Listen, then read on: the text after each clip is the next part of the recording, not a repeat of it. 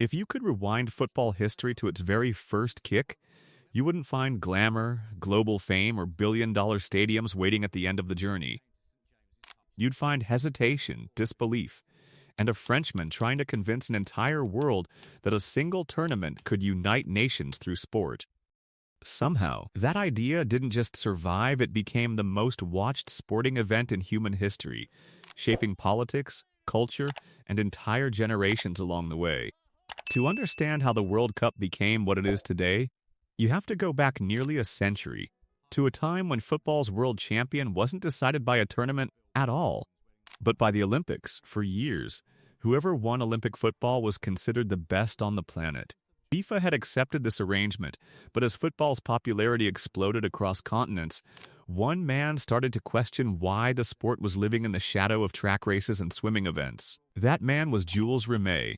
In 1928, after watching stadiums fill beyond expectation during Olympic football matches, Rimet imagined something bigger, something separate, a competition that belonged entirely to football.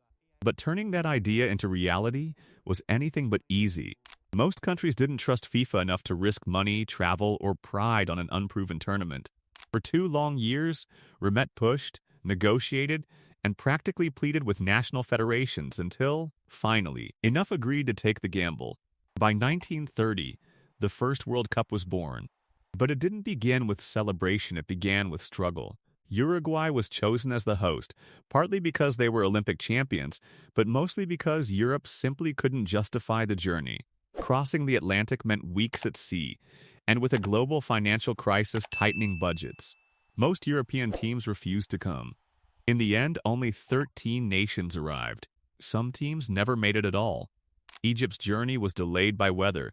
Japan and Thailand withdrew entirely. What was meant to be a global gathering suddenly looked incomplete.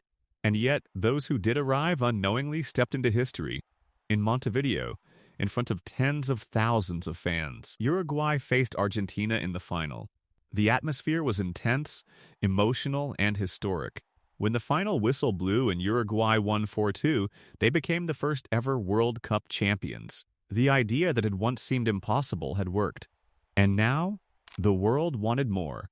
4 years later, the tournament moved to Italy, introducing qualification for the first time and expanding to 16 teams. But political tension was already creeping in. Uruguay, angered by Europe's absence in 1930, refused to participate.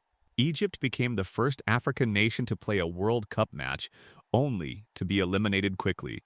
Italy lifted the trophy, but the victory came under the shadow of fascist propaganda, as the tournament was used to promote Mussolini's regime. Football, from this point onward, would never fully escape politics. By 1938 in France, tensions only grew. South American nations boycotted in protest, leaving a reduced field. Italy still dominated, winning back-to-back titles, while Brazil's Leonidas da Silva emerged as a breakout star. But just as the sport was beginning to grow globally, everything stopped. World War II brought football and the World Cup to a complete halt. Stadiums fell silent. Players went to war. Careers were lost before they ever reached their peak. When the tournament finally returned in 1950 in Brazil, the world had changed. The host nation believed the trophy was already theirs. Newspapers printed celebratory headlines in advance. A crowd of nearly 200,000 filled the Maracanã for the final against Uruguay. Everything was prepared for a Brazilian coronation. But football doesn't follow scripts. Uruguay stunned the hosts in what became known as the Maracanazo, silencing one of the largest crowds in sports history. The heartbreak in Brazil was so deep it echoed for generations. From there, the World Cup entered a new era. In 1954, television brought the tournament into homes around the world for the first time. Goals poured in at an incredible rate, and Hungary arrived as the tournament favorites, led by a golden generation. But in the final, West Germany pulled off a shocking comeback in what became known as the Miracle of Bern. For Germany, still rebuilding after war, it was more than a win, it was a symbol of recovery. By 1958, the world met a new icon, a 17-year-old named Pell. He didn't just play in the tournament, he transformed it. Scoring in every knockout stage and leading Brazil to victory, he became football's first global superstar.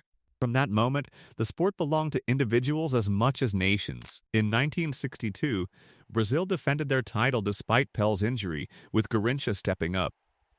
But the tournament also revealed football's darker side in the violent Battle of Santiago, where matches turned into physical warfare. Then came 1966 in England, where football came home for the first time.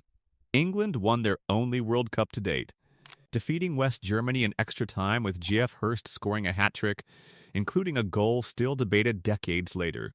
For England, it became a permanent memory of glory they've chased ever since. In 1970, Pel returned one last time on the world stage, leading Brazil to a third title and securing his legacy forever. No one has matched his 3 World Cup victories since. By 1982, the World Cup expanded, allowing more nations to participate. Italy's Paolo Rossi, returning from suspension, became the unexpected hero and led Italy to glory. But 4 years later, the tournament belonged entirely to Diego Maradona. In 1986, Maradona produced 2 of the most famous moments in football history within minutes of each other against England. The controversial hand of God and the breathtaking goal of the century, where he dribbled past nearly half the opposition. Argentina went on to win the tournament, and Maradona became legend. The 1990s brought drama on and off the pitch. Cameroon reached the quarterfinals in a historic run, while Italy and Argentina battled through a defensive tournament final. But in 1994, tragedy struck when Colombian player Andres Escobar was killed after scoring an own goal, highlighting the dangerous intersection of football and external violence.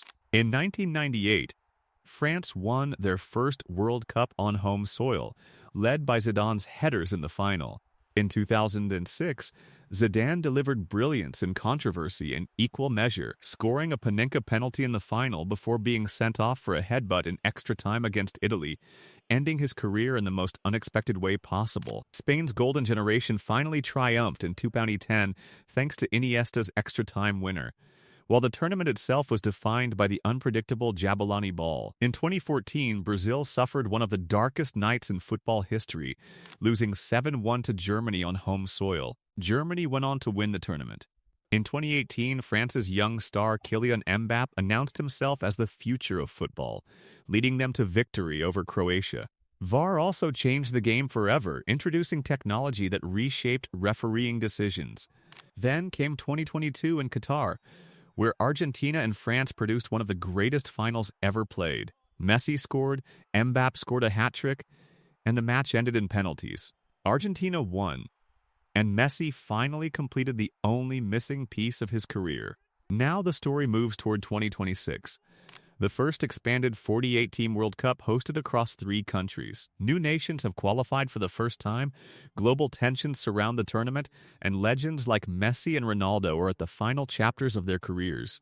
At the same time, a new generation waits in the wings, ready to inherit a stage that has grown far beyond what Jules Rimet ever imagined.